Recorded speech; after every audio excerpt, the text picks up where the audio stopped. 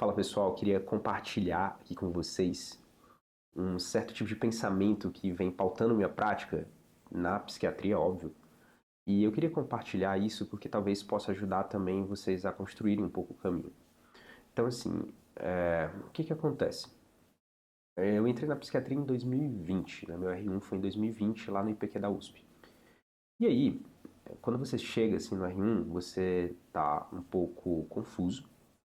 E você vê também que a psiquiatria ela pode ser feita de várias formas. Então, por exemplo, tem professores que dão uma pegada mais psicoterápica na coisa. Então, eles são muito bons de interpretar, fazer inferências, de prever o que, vai acontecer com o paciente. Outros professores eles são muito bons, por exemplo, em entrevistar. Outros professores eles são excelentes em psiquiatria clínica. Então, eles conseguem fazer diagnósticos. Outros eles vão muito para a área mais orgânica. Alguns são muito bons em psicofarmacologia, outros são muito bons em psicopatologia, psicanálise, enfim. Então, existem várias formas ou então jeitos diferentes de fazer psiquiatria. E isso gera duas coisas, tá? Primeiro, às vezes você vai ficar meio perdido. Então, bom, para qual eu vou, qual eu devo usar. E a segunda consequência disso é que também não dá para saber todas, né? Enfim, porque você precisa literalmente de uma vida para se aprofundar muito naquilo. Só que o que eu quero chegar e o que eu quero dizer, tá? Que mesmo vendo assim todos esses modelos, eu e muitos colegas meus também, assim, eu já conversei isso com alguns R iguais, enfim, o pessoal que até hoje eu troco ideia, existe um certo tipo de inquietação, assim, porque independente do modelo que você adote, ou então se você vire meio que ultra especialista naquilo, e eu digo isso porque assim, a gente querendo ou não tá se ultra especializando cada vez mais, você vai ver que o paciente real diante de você, ele sempre escapa alguma coisa. Então é como se você assim nunca conseguisse de uma certa forma responder todas as suas perguntas com aquele modelo que ele traz e muito pior, tá? Às vezes aquele modelo ele vai atrapalhar muito você na condição do paciente.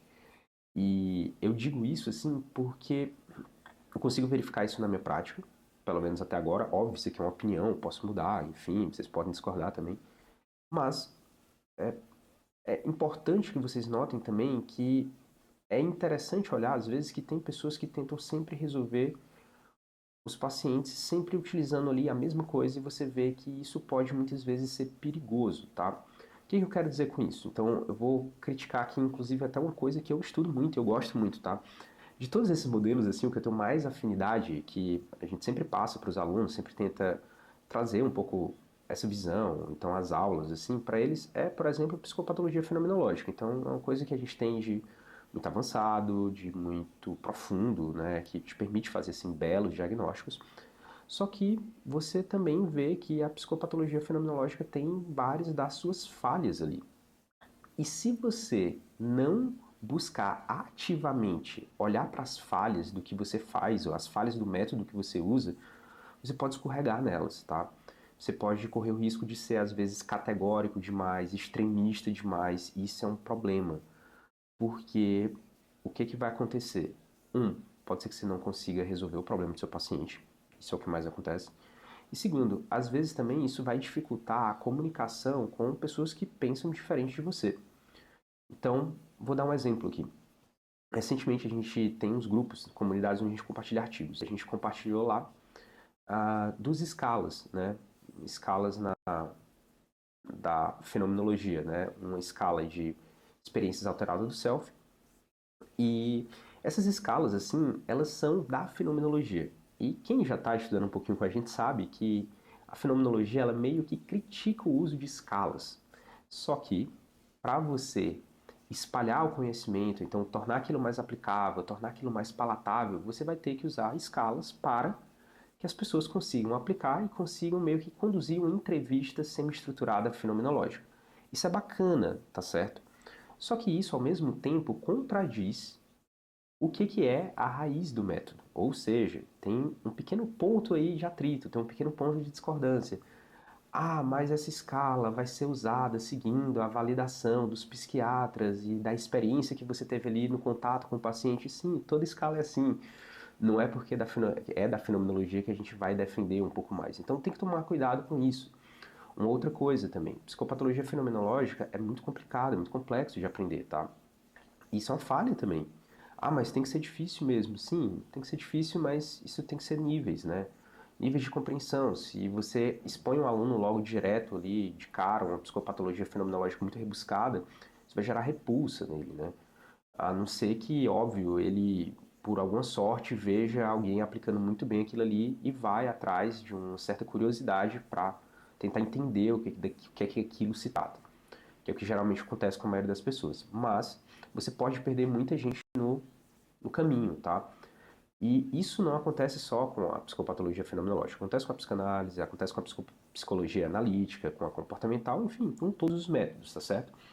Ou seja, minha opinião aqui, e obviamente pode mudar, é que nenhum método, pelo menos até agora, tá? Ele dá conta 100% da coisa. A realidade, o paciente é bem mais complexo e a gente tem que ter consciência disso para não virar um certo tipo de idolatria para alguma área ou então idolatria para algum jeito de pensar. Beleza, o que eu estou falando aqui? Você tem que saber psicopatologia fenomenológica? Tem mesmo, vai lhe ajudar muito. Só que é bom também você saber um bom exame psíquico, tá? É bom você também saber ali elementos de psicologia. É bom você também dominar um pouco de psicofarmacologia. Então, isso é importante na hora que você está conduzindo um paciente. Beleza. E eu já falei isso, mas se você se fechar só em um, ou pelo menos se fechar só em um e não souber quais são os limites desse método, ou então os limites desse modelo que você está usando, isso pode ser muito perigoso, tá? E a gente vê isso toda hora, a gente vê isso na prática. A gente vê, às vezes, psiquiatras que eles se fecham demais em um modelo e começam a tentar explicar tudo por aquele tipo de modelo. Isso é muito complicado, tá? A gente vê muitas grosserias, tá certo? Por aí. Beleza. E o contrário também é verdade. Então, a grande palavra aqui são limites, tá? Você saber até onde você vai, ou então até onde aquele modelo pode ir, isso é, de uma certa forma, ter contato com um certo grau de moderação, um certo grau de humildade mesmo. Então, os psiquiatras, assim, que eu mais admiro e que eu mais acho legal, e que também, assim, eu tô tentando me tornar um deles, tá certo? Eles geralmente eles são mais limitados mesmo. Eles têm assim, muito consciência de até onde é que eles vão, ou então de até onde o conhecimento que eles têm naquele momento pode levar, tá certo? Então eles são muito mais assim, digamos, cuidadosos. Isso às vezes pode ser lido até como insegurança, tá? Mas não tem nada a ver com insegurança. Então quando você não afirma uma coisa muito categórica para um paciente, ou então quando você às vezes ali fala, bom, isso aqui eu não sei, isso aqui não tem como eu prever. Ou um exemplo bem simples, assim, às vezes os pacientes falam assim, ah, esse remédio ele vai fazer o quê, tá? A maioria das vezes eu respondo, ó, bem, eu não sei, tá?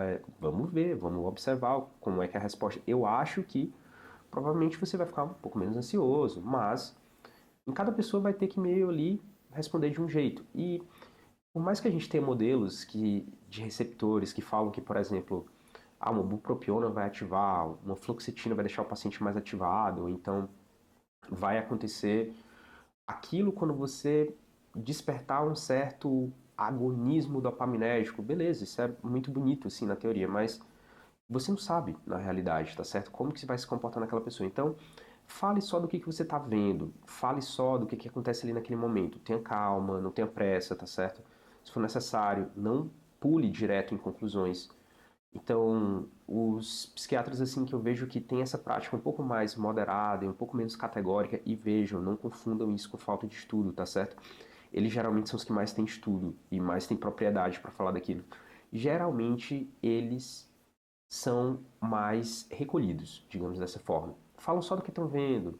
Às vezes interpretam bem menos, ou se eles interpretam, eles fazem isso de um conhecimento muito grande daquela pessoa ali que está diante delas. Então eles tiveram já vários e vários e vários, vários encontros, tá certo? Muitas interpretações que a gente vê por aí, inclusive, são várias verdadeiras grosserias. Então tem que tomar cuidado com isso. Beleza. O que eu quero te dizer? Que se você tiver uma certa prática moderada e uma certa prática assim calma mesmo, tá certo?